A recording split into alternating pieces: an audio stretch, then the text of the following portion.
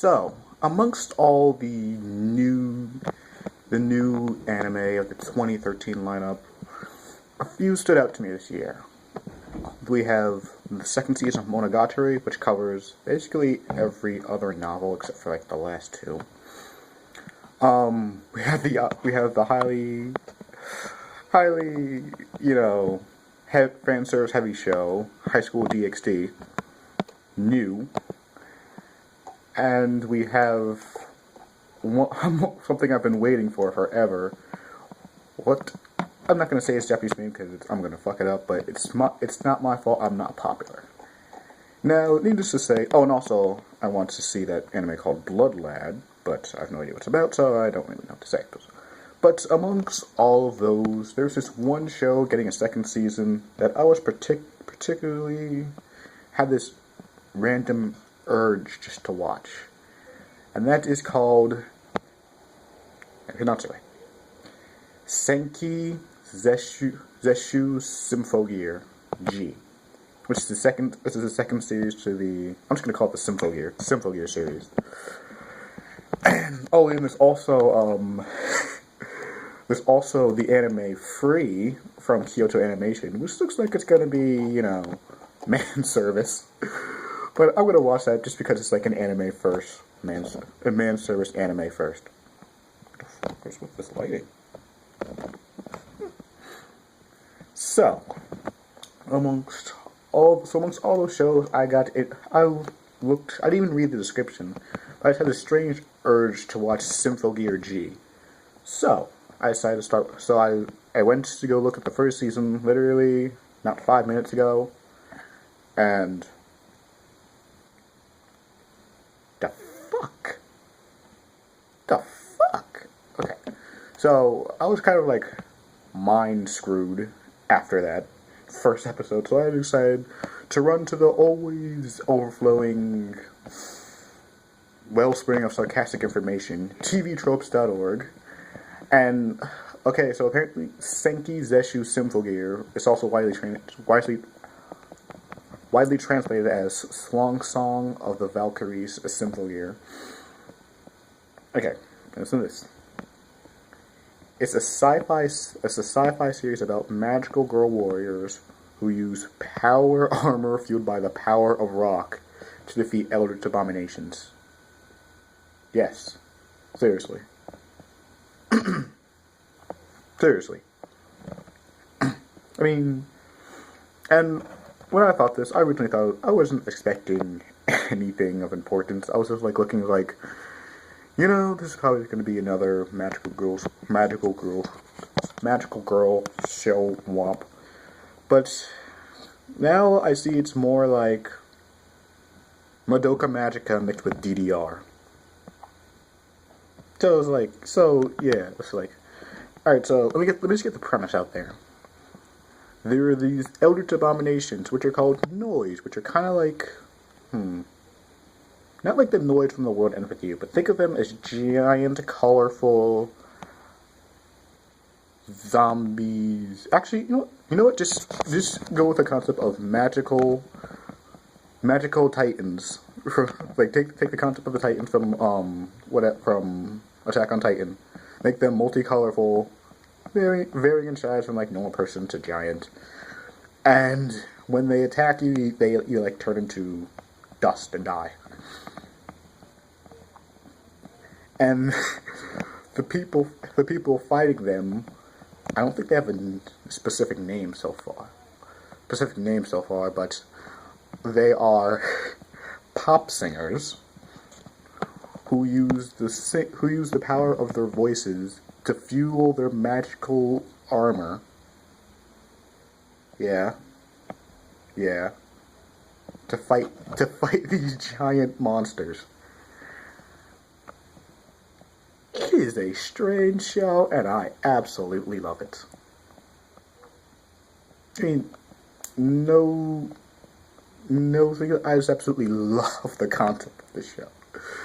So, getting to the first episode, so we start off with like, it's raining, and this chick is holding a batch of flowers, and it's like, I'm expecting like, some random angsty teenage magical girl crap. And then there's no, it's just like her best friend named Hibiki is she even though she was dying, she still and coughing up blood, she was still singing, fighting them. And then it shows like I miss you, and she puts the flowers on her grave. And then what really gives that meaning, because if they had just gone from there, you kind of would have brushed it off. No, it seems like most of the story is going to be told via flashback. So they flash back to when she was still alive. Oh, by the way, the city is a fucking wreck, by the way. And I'm just like, this doesn't look like a setting for a magical girl show. So yeah, the city's a wreck. They flash back to when shit was not a wreck, and she's trying to get, and the girl who died, whose name is Hibiki, is trying to get into a concert. Sorry about that. And her friend says, "Oh, my grandma just got really sick, so I can't go." And she's like, "What the hell am I gonna do now?" So then we go away from her for a second, and we meet the other two magical girls in the beginning of the series. And I think it was Kanade and Tsubasa. Really generic names, honestly. Like that's not something you haven't heard a million times before. But they're the pop singers. And then I don't really know what happened, because then when they were singing, like they're all this dramatic thing, which is very well animated, by the way, which it should be, because if you're gonna do that shit and you're gonna force me to watch that shit, you gotta make it look good. And the reason I say make me watch, because this is obviously intended towards the male audience. I mean, skipping ahead a little bit, when they're in the middle of their fighting, they literally have this dramatic, scrolls coming down describing the names of their attacks. And, you only see people name attacks in shonen.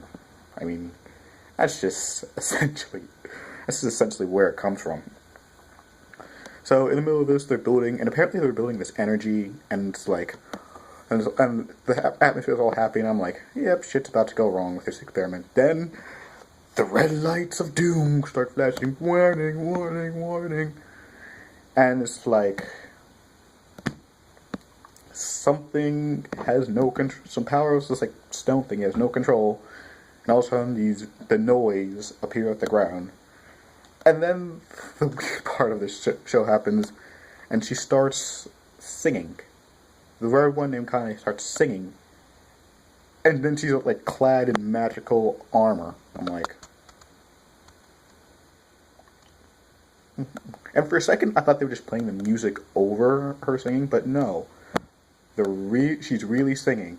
And when the part she starts to run out of energy, she really, this is all I can do in standalone mode, and standalone mode, is that something from, DDR or something? Or, I'm just like...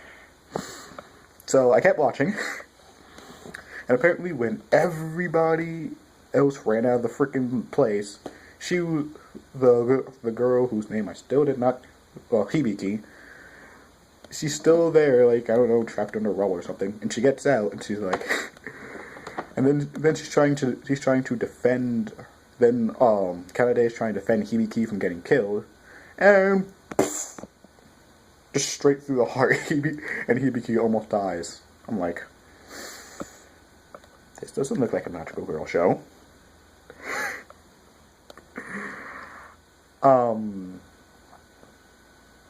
Yeah, so in the episode, she basically almost dies.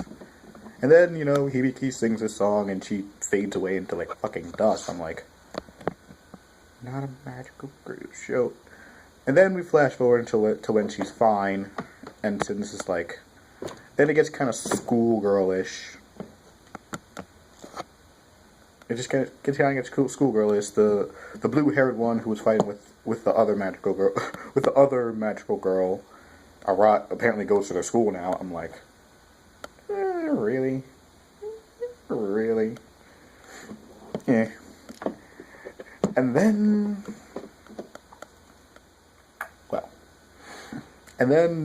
so then Hibiki, who's apparently big fans of them, goes out to find some CD with bonus content.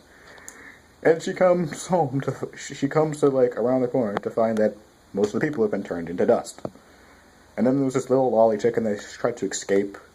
And then shit got really confusing for me, because then, like, they escape and they escape onto this building. And then she starts singing, and I'm like, wait, so this is, and she starts singing in the tune, like, with an all echoey voice and shit, of, like, the other ones, and, like, so, do they not know how to use this shit, or is, like, I would assume this is, like, given out to people, but it's not, but, like, I'm just gonna go with the assumption right now, because it says, Hibiki obtained the powers of the last person, so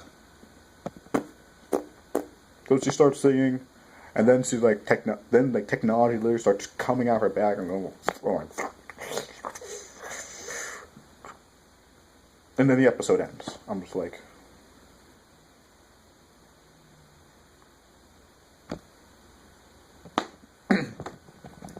so I am going to marathon this series, because I have no idea when I'm going to be done with it.